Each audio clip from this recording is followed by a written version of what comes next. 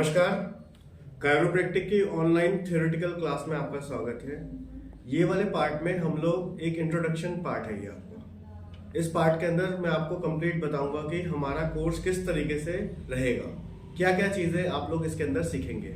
हर चीज़ इसके अंदर मैं बताऊंगा, थोड़ा सा इंट्रो रहेगा और लेंथ कितने कितने मिनट्स की रहेगी, हमारी जो क्लासेस रहेंगी आगे, जो क्लास 1, क्लास 2, क्लास 3 वो किस तरीके से रहेगा, वो सारी कंप्लीट इन्फॉर्मेशन मैं आपको इसी क्लास के अंदर मिल जाएगी। सबसे पहली जो चीज़ हम लोग सीखेंगे इसके अंदर कि आपका जो स्पाइन है, स्पाइन में जो जो पार्ट्स हैं, जैसे सर्वाइकल का पार्ट है, थोरैसिक का पार्ट है, लंबर का पार्ट है, सैक्रल का पार्ट है, ये सारी चीज़ें हम लोग जानेंगे कि इन पार्ट में कौन कौन सी वर्टिब्राज होती हैं, कितनी वर्टिब्रा होती हैं, टोटल कितनी होती हैं, फ्यूज्ड वर्टिब्रा कितनी होती है, एंटीरियर साइड कौन सी होती है, पोस्टीरियर साइड कौन सी होती है, सैजिटल व्यू किसे कहते हैं, एक्सियल व्यू किसे कहते हैं, जो आपकी हर जगह काम आएगी।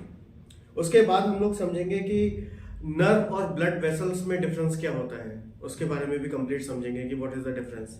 और उसके बाद एक लॉ होता है, नर्व लॉ बोलते हैं जिसे हम, और ये रूल है कि जो आपकी नर्व निकल रही है दोनों तरफ से, कि उसका एक सीक्वेंस होता है, तो उसको भी हम लोग कंप्लीट समझेंगे।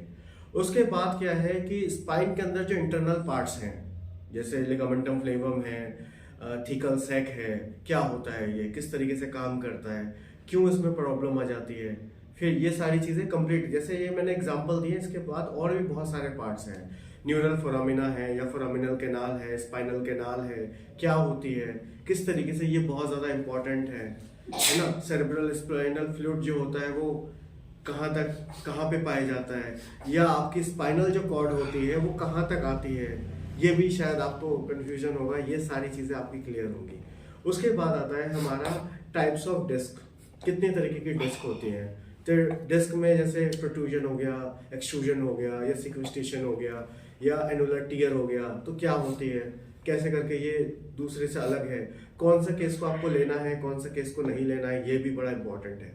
इसके बाद हम लोग समझेंगे जैसे जो डिस्क बल्ज होती है तो उसका डायरेक्शन होता है, डायरेक्शन ऑफ जो निकल जाती है डिस्क, वो निकलने जो डायरेक्शन किस तरफ निकली है, एंटीरियर निकली है, पोस्टीरियर निकली है, या पोस्टेरो सेंट्रल निकली है, ठीक है। ये कंप्लीट हम लोग इन टर्म को भी समझेंगे कंप्लीट। एक चीज आती है स्टेनोसिस, ठीक है।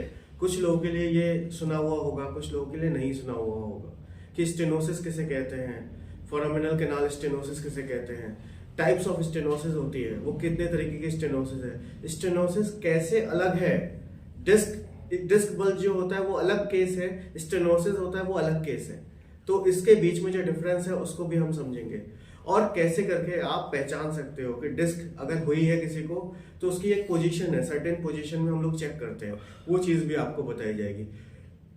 कई बार क्या होता है, पेशेंट को स्टेनोसिस की समस्या है, हम लोग देखते हैं डिस्क बल्ज, लेकिन डिस्क बल्ज नहीं है, उसको सिर्फ स्टेनोसिस है। तो स्टेनोसिस को चेक करने का एक प्रॉपर तरीका है, वो कंप्लीट आपको सिखाया जाएगा इसके अंदर। और एक चीज़ और है कि अगर मान लीजिए किसी के पास एमआरआई रिपोर्ट नहीं है, तो कुछ पोजीशन को चेक कर कर ही आप बता सकते हो कि उसको डिस्क बल्ज हुई है कि नहीं हुई है, स्टेनोसिस हुई है कि नहीं हुई है।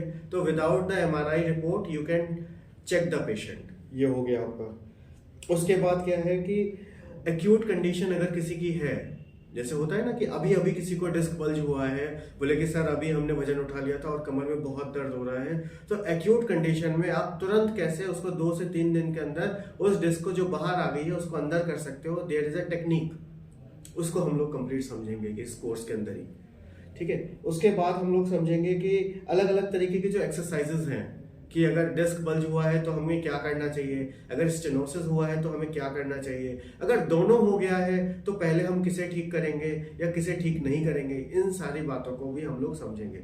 इसमें एक चीज़ और है, जो आपकी स्पाइन रिलेटेड डिसऑर्डर होती है उसको भी हम लोग कवर करेंगे, जैसे एंटेरोलिस्थेसिस है, रेट्रोलिस्थेसिस है, क्या ये केसेस हमें लेने चाहिए, है ना। जैसे कॉर्डल माइग्रेशन है, डिस्क जो आपका जो मूवमेंट होता है उसमें कॉर्डल माइग्रेशन है, सेफल माइग्रेशन है, ये सारी बातें हम लोग समझेंगे। और एक चीज़ और है, इसके बाद एमआरआई रिपोर्ट, जिसमें आप लोग हमेशा क्या होता है, बड़ी परेशानी होती है, एक एक टर्म को समझने में परेशानी होती है। मेन प्रॉब्लम पता है कहाँ है, हमें स्पाइन की ही बारे में जानकारी कंप्लीट नहीं है, इसीलिए हमें एमआरआई रिपोर्ट में प्रॉब्लम हो रही है। अगर जब हम आपको कंप्लीट स्पाइन बता चुके होंगे, उसके बाद जब हम एमआरआई रिपोर्ट को डिस्कस करेंगे तो आपको लगेगा कि सर ये तो बहुत ही आसान हो गया, ठीक है। तो हर चीज़ कंप्लीट आपको समझाई जाएगी, बताई जाएगी, और जो जो जिस तरीके से सीक्वेंस आपको बताया गया है उस तरीके से ही आपका रहेगा। एक एक पार्ट आपका मैक्स टू मैक्स आपका ये मानिएगा कि 15 से 20 मिनट का आपका एक एक पार्ट हम लोग बनाएंगे, ताकि कम समय के अंदर आप बहुत सारी चीज़ें सीख जाएं।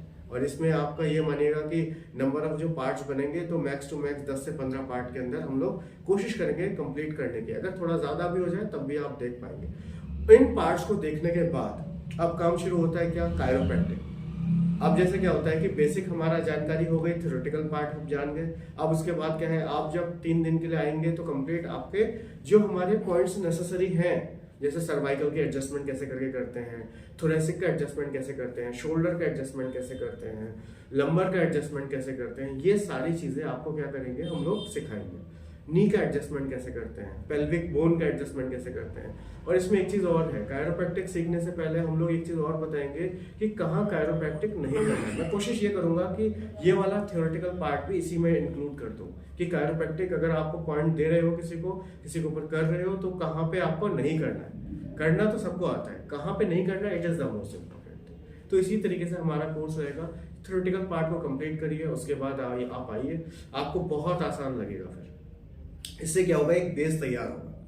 ठीक है, चलिए, अगर कुछ क्वेरी रहती है आपको, जैसे होता है ना कि ये चीज़ पढ़ने के बाद कुछ क्वेरी रहती है, जब आप 3 दिन के लिए आएंगे तो अपनी क्वेरी लिख लीजिएगा। ठीक है, और फिर आप लेके हम लोग डिस्कस करेंगे, उसके ऊपर भी कंप्लीट डिस्कशन होगा। चलिए ठीक है, धन्यवाद।